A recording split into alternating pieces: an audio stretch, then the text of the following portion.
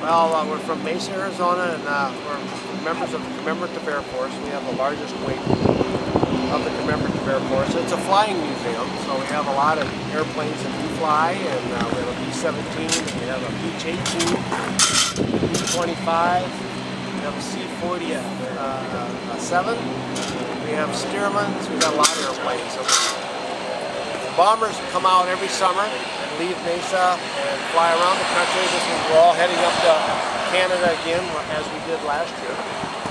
And we fly around and we try to remind the public of the memory of World War II, the sacrifices that were made, and the equipment that they used to complete the task, to win the war.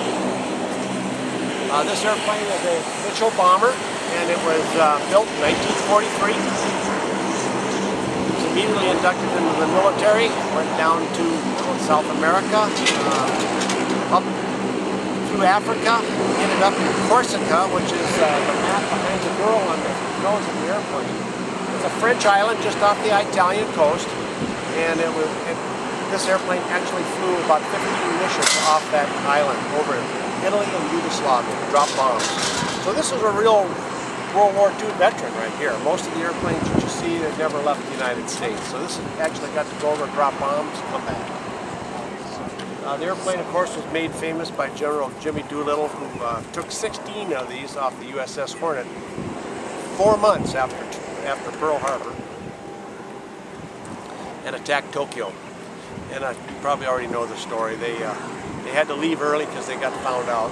So they had to leave early and they didn't have enough gas. They all completed their mission, but they didn't have enough gas to get deep into China where their safety was assured. So they all kind of ran out of fuel on the China coast, and most of them got back, but some of them were killed during the landing. Some of them were captured, and some of them were executed. The majority of them all got to come back.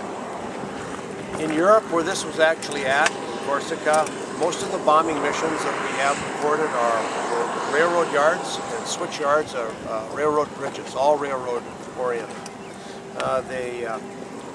Pretty much all the bomb runs were about 8,000 feet. You drop about 4,000 pounds of bombs out of the airplane.